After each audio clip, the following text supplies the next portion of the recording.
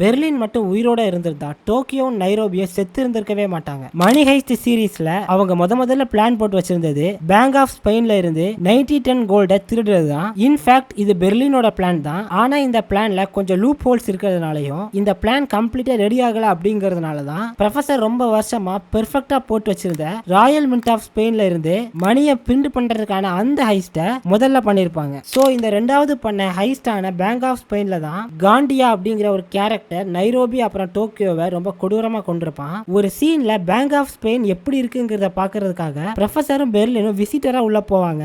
அந்த இடத்துல தான் பெர்லின் ஃபர்ஸ்ட் டைம் காண்டியாவை மீட் பண்ணுவாரு. காண்டியாவை ஒரு தடவை பார்த்து ஒரு தடவை தான் பேசியிருப்பாரு. அடுத்து உடனே ப்ரொஃபசர் கிட்ட சொன்னது நம்ம காண்டியாவை கொல்லணும், அப்படி இல்லைன்னா அவன் நம்மளை கொண்டுருவான் அப்படின்னு. அதுக்கு ப்ரொஃபசர் முடியாதுன்னு சொல்லிடுவாரு. கடைசியில என்ன ஆச்சு? என் தலைவன் கெஸ் பண்ண மாதிரியே காண்டியா நைரோபி டோக்கியோன்னு 2 பேரை கொண்டுட்டான். ஒருவேளை பெர்லின் ரெண்டாவது ஹைஸ்டான பேங்க் ஆஃப் ஸ்பெயின்ல இருந்திருந்தா உள்ள வந்து அடுத்த செகண்டே காண்டியாவை கொண்டிருப்பான். இல்ல ஒருவேளை கொல்லக்கூடாதுன்னு ப்ரொஃபசர் ஆர்டர் போட்டிருந்தா கூட காண்டியா எப்போ நைரோபியை கொடூரமா கொண்டானோ அதை விட கொடூரமான ஒரு சாவை காண்டியா கொடுத்திருப்பான் பெர்லின். முதல் ஹைஸ்டான ராயல் மின்ட் ஆஃப் ஸ்பெயின்ல ரொம்பவே பிரச்சனை பண்ண ஒரு கேரக்டர் தான் இந்த அர்ச்சூரோ ரோமன். அந்த கேரக்டரை பெர்லின் ரொம்பவே சூப்பரா ஹேண்டில் பண்ணிருப்பான். அதே மாதிரி நிறைய பேரு பெர்லின் ரியோவை பனிஷ் பண்ணதுக்கு காரணம் ஹைஸ்டுக்குள்ள வந்து ரியோவும் டோக்கியும் லவ் பண்ணதுனால தான் அப்படின்னு நினைச்சிட்டு இருக்கீங்க.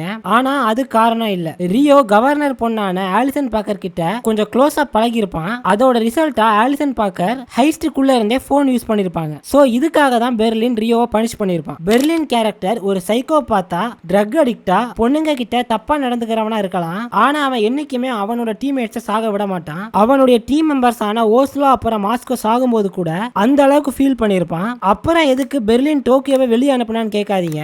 மணி ஹைஸ்ட் சீரீஸ்ல பெர்லின் சிச்சுவேஷனை கட்டுப்படுத்துறதுக்காக நிறையவே மோசமான முடிவுகள் எடுத்திருக்கான். அப்படிப்பட்ட முடிவு தான் இதுவும். அண்ட் அவனுக்கு தெரியும் டோக்கியோ கண்டிப்பா திரும்ப வந்துருவா அப்படின்னு. பெர்லினை பொறுத்த வரைக்கும் ஒரே ஒரு மோட்டிவ் தான். அது என்னன்னா இந்த ஹைஸ்ட் சக்சஸ்ஃபுல்லா முடியணும், அதே மாதிரி டீம்மேட்ஸ்க்கு எதுவும் ஆகக்கூடாது. இதை விட சூப்பரா ஒரு விஷயம் சொல்லவா? பெர்லினோட லட்சியமே பேங்க் ஆஃப் ஸ்பெயின்ல இருந்து 90 டன் கோல்ட திருடுறது தான். அதுக்காக பல வருஷங்கள் பிளான் போட்டிருப்பான். ஆனா முதல் ஹைஸ்டான ராயல் மின்ட் ஆஃப் ஸ்பெயின்ல அவனுடைய டீம்மேட்ஸை காப்பாற்றணும் அப்படிங்கிறதுக்காக அவனுடைய கனவு லட்சியம் எல்லாத்தையும் தூக்கி போட்டுட்டு அங்கேயே இருந்திருப்பான். அங்க அவன் தியாகம் பண்ணது அவனுடைய கனவு லட்சியம் மட்டும் இல்ல, அவனுடைய உயிரையும் தான். அண்ட் ஃபைனலா பெர்லின் இறந்து போனதுக்கு அப்புறமும் அவன் பல வருஷத்துக்கு முன்னாடி போட்ட பிளான் பக்காவா சக்சஸ் ஆயிருக்கும். மணி ஹைஸ்டோட மோஸ்ட் இன்டெலிஜென்ட் கேரக்டர் யாருன்னு கேட்டா உங்கள நிறைய பேர் கண்டிப்பா ப்ரொஃபசர் தான் சொல்லுவீங்க.